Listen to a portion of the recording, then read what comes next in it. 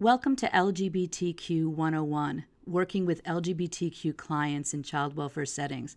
My name is Robin McCallan, and I'm really excited to have the opportunity to take you through this hour or so to give you some of the basics in what it means to be an LGBTQ youth or family in a child welfare setting. Training is going to start with a personal comfort level quiz. It's just an opportunity for us to find out and for you to find out how comfortable you are with working with LGBTQ clients, coworkers, etc. Your responses are confidential and will not be shared with supervisors or other management except in the aggregate.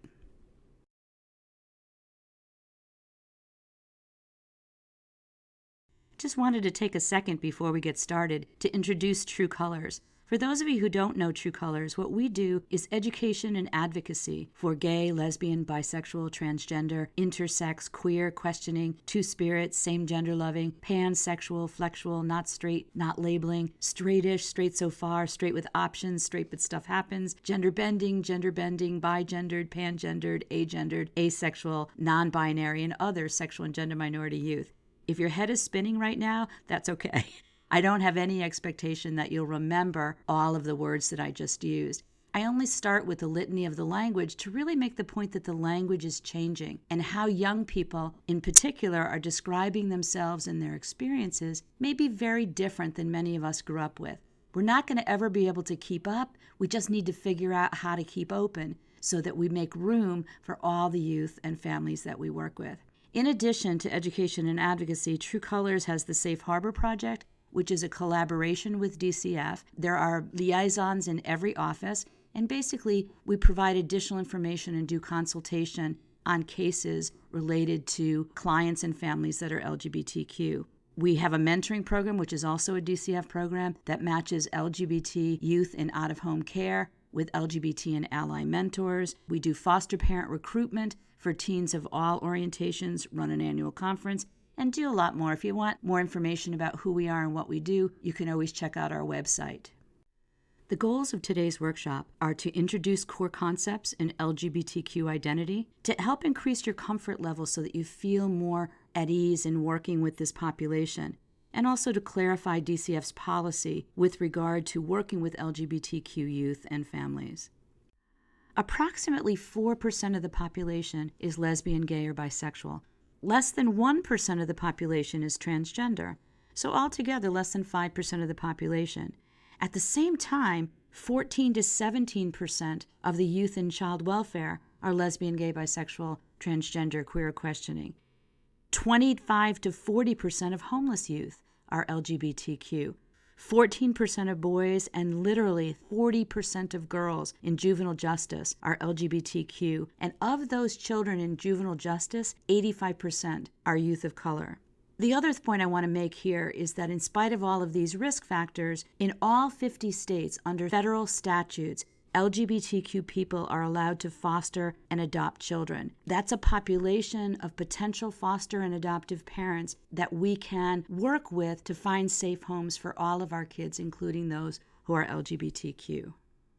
In 2012, the Human Rights Campaign, HRC, conducted a large survey of LGBTQ and straight-identified youth across the country, and there were several really interesting findings from that study. The first thing that was very interesting is that nearly 10% of the 10,000 kids who identified as somewhere on the LGBT spectrum did not choose either male or female for their gender. That has real implications in child welfare because many of our young people don't fit neatly in a box called male or a box called female, which means placement and where they're going to live can become a real issue as we're looking for safety and permanency for these young people. Only 1/3 of the children who answered neither male nor female chose the term transgender, which is the word that most of us are most comfortable or most familiar with. The other 2/3 chose other words like androgynous, genderqueer, gender fluid, non-binary. More and more young people are identifying as non-binary, transgender, or somewhere on that spectrum.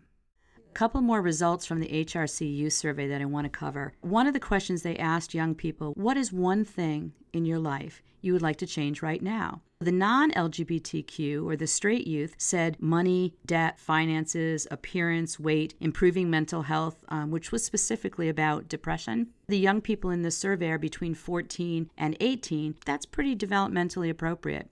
The LGBTQ youth, what they wanted to change right now was increasing understanding, tolerance, dealing with hate, parent and family situations, where they live and with whom. As you look at those two slides, you can see some pretty clear differences between what are the issues facing straight kids versus the issues facing LGBT kids. The final question I want to cover with you from the HRC survey is the question where they asked young people, what is the most important problem facing you now? The straight kids said classes, exams, grades, college, finances related to college, etc. The LGBTQ youth said non-accepting families, school bullying, fear of being out or open. As you look at the differences between straight and non-straight youth, which group of young people is more likely to go to school on any particular day? Who's likely to have a higher GPA? And as you think about this, now this study was done in 2012. The study was redone with over 40,000 young people in 2017. Although the results have not been published yet, preliminary results are very similar. So although this is 6 or 8 years ago, there hasn't been as much improvement and change as we would hope there would have been for these young people. Now that you've had an opportunity to think about the values that you heard from your family members, your community of faith, and other important transmitters of values, take just a minute to think about what are some of the strategies you might use to balance personal views with professional responsibilities if you find they're in conflict. Some of the strategies that people used very successfully is, number one, to use supervision. That doesn't mean necessarily using your supervisor. It means using somebody you trust to bounce ideas off of. When you are in a situation where you feel like your personal thoughts about something are in conflict with your professional responsibilities, to touch base with someone and talk it out with them. That's one of the most effective forms of maintaining and managing the work that we're doing. A second strategy that people use is to get to know other LGBTQ people. One of the most effective forms of prejudice reduction is face-to-face interactions over a period of time. The more you know people, the harder it is to maintain old messages about them. You might also consider additional training. You might go to conferences or workshops. The main thing that we need to do is to remain aware that past messages continue to have an impact. Our job is to make sure that those past messages don't impact negatively the young people that we serve. The first step as we're thinking about working with LGBTQ young people and their families is to make sure that we're not the problem. It's about challenging and looking at the differences between our personal views and values and our professional responsibilities. Every human being has a right to their personal views and values, whether the agency agrees with them or not.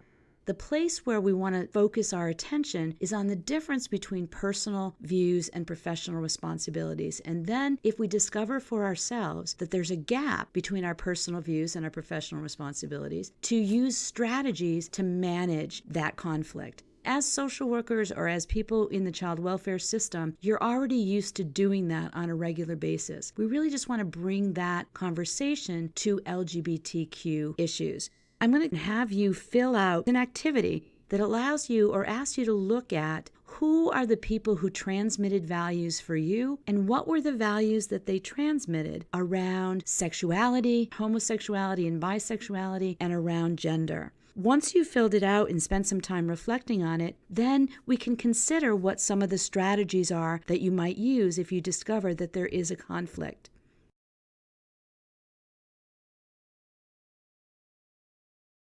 The single most important factor that predicts the outcome for lesbian, gay, bisexual, and transgender youth is the response of their family to their coming out. When their families are supportive, in general, those youth are at no higher risk for things like suicidality, truancy, substance abuse, cutting, etc., than any other teenager. When their families are rejecting, that correlates with every risk factor you can name. For example, highly rejected young people were 8 times as likely to have attempted suicide. They were 6 times as likely to report high levels of depression, 3 times more likely to use illegal drugs, and 3 times as likely to be at high risk for HIV and other sexually transmitted diseases. But what's interesting about the research by Caitlin Ryan, and if you notice on the bottom of this slide, there's a website for the Family Acceptance Project, which is a really good resource. What Caitlin Ryan discovered in her research is that although the risk factors for youth who are rejected are very high, and the risk factors for youth who are accepted are fairly low, what she discovered is that the risk factors for youth whose families are ambivalent are not as bad as those for youth whose families are rejected. So what it means is that we can work with families, that a family's initial response is rarely their final response to their young person's coming out, and that even the most affirming of families often take a year or more to fully integrate their youth's new identity. As social workers, as DCF workers, part of our job is to work with families to help them move from rejection to at least ambivalence. Because the more we can do, the greater the likelihood that we can reduce the number of risks that that young person faces. In terms of the Family Acceptance Project and the website that's listed in the bottom of the slide, one of the reasons I highlight that is that on that website are brochures in English and Spanish that are designed for families that you can use to help show families the difference that their behavior makes in the outcome for young people. And the brochures are free, so it's a really great resource. We're going to take a few minutes now to look at the difference between different levels of identity. We're going to start this conversation using my gender-bred person, and we're going to look at the different identities using our little gender-neutral person. The first level of identity is gender expression. That's what the world sees when it looks at us. If you were looking at someone, what are some of the things that you might use to determine whether or not you think that person is a man or a woman?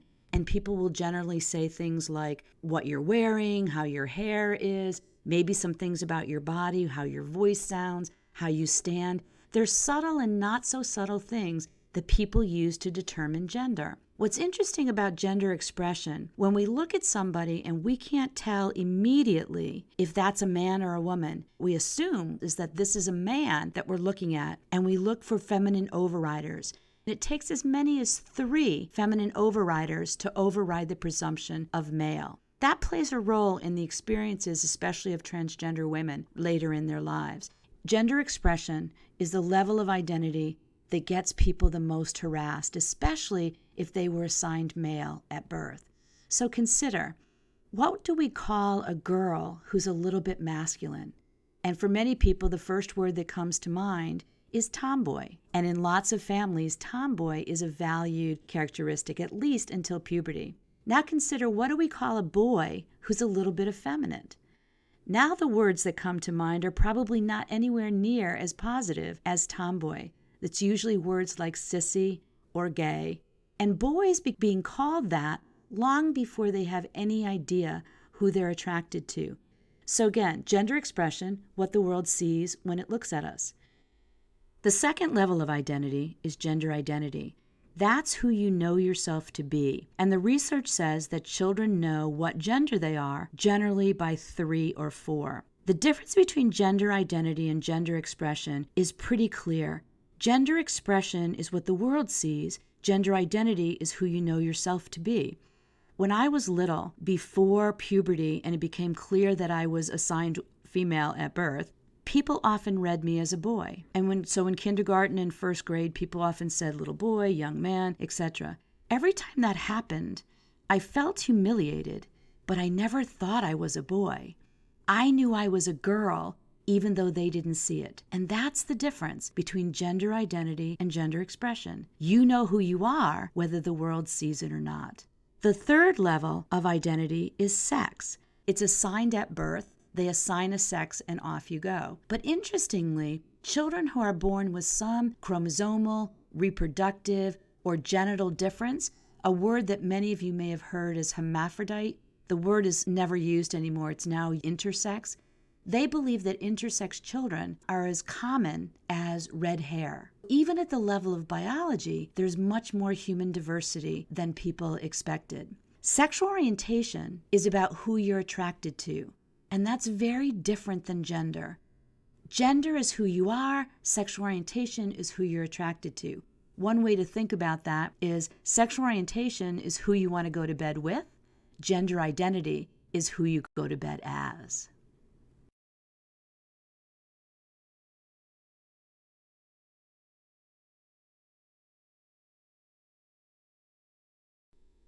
Two more words before we move off of the definitions. Cis, C-I-S, is a prefix that means same or matching. The sex I was assigned at birth matches how I identify, which also matches how the world sees me. That's cisgender. Transgender is when the sex you were assigned at birth does not match how you identify and may not match how the world sees you. As many different ways as there are to be cisgender, there are that many different ways to be transgender. And the extent to which an individual chooses medical interventions such as hormones or surgery, name changes, etc., the extent to which they make those choices does not determine the extent to which they are transgender. They are transgender because the sex that they were assigned at birth doesn't match how they identify. When the sex that you were assigned at birth differs from your gender identity, according to Connecticut state statutes and DCF policy, gender identity takes precedence over sex. How that plays out in the work that you do is things like in your case plans and other records include the child's legal name and sex, but you need to ensure that the child's chosen name and pronoun are identified and used throughout the document. So, for example, people might say, this ACR document with regards to John Smith, who uses the name Jane and the pronouns she and hers, which I will use throughout the rest of the document. That way, people know what the legal name is, but they also respect the child's gender identity when it differs. Using the child's chosen names and pronouns, even if there have been no name or gender markers have not been legally changed.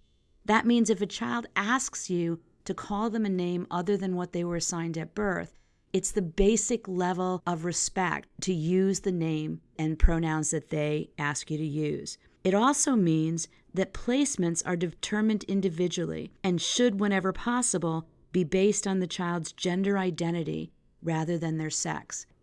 A couple of terms that you might find helpful. A trans boy or a trans man is a young person who was assigned female at birth and has transitioned or has transitioned to male. The word trans man tells you where they're going or who they see themselves as, not who they were assigned at birth. For example, if you've got a trans boy, so a child who was assigned female at birth but identifies as a male, and you're looking for a placement, you should be looking for boys' placements for that child. If you have a trans girl, a child who was assigned male at birth but identifies as female, then you should be looking for girls' placements for that girl, because under state statute and also DCF policy, gender identity takes precedence over the sex that the child was assigned at birth. The other thing that's new for some people is that gender fluid or non-binary children who don't identify as either male or female, if they identify that way as non-binary, persistently, consistently, and insistently, that is also considered an identity, and it is also protected by all of the rules around non-discrimination. So now we're going to take a break and give you the opportunity to make sure that you remember all the definitions and that you feel comfortable using them.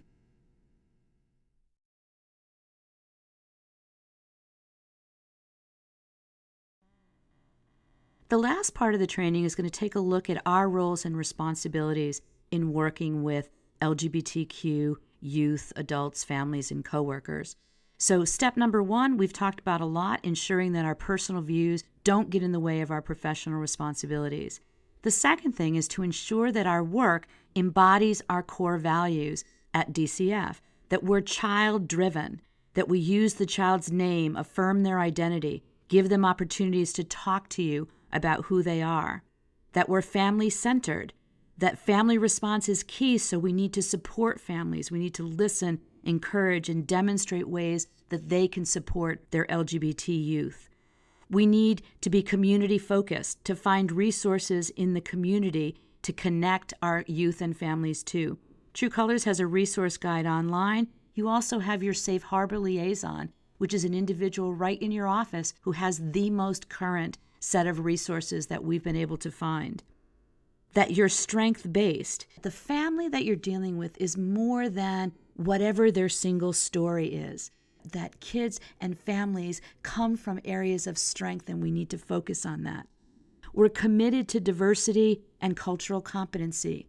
Every child and every family is made up of all of the sums of their parts.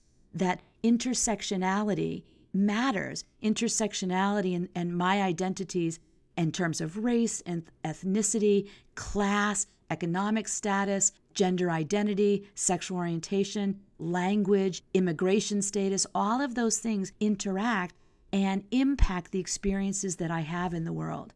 That a white kid is going to have a different experience in the world than a Jamaican kid if they're coming out. They're going to have a different experience in systems. They're going to have a different experience in access to resources. All of those things matter and need to be taken into account when we're working with a youth and their family. And that as an agency, DCF and all of its workers are committed to continuous learning. I appreciate that you spent the last hour or so with me in part of your journey for continuous learning, and I wish you all the best going forward. We've come to the end of this training. The only thing left is for you to retake your comfort level survey and to take the quiz that tests your knowledge. Prior to doing that, I'll just highlight the key points of the training. Number one, the gender identity, gender expression, and sex are different and distinct categories. Number two, it's our responsibility to ensure that our personal views do not negatively impact our work. And finally, family response is the single most important protective and risk factor for LGBTQ youth. Families matter, and thank you for supporting them. Have a good day.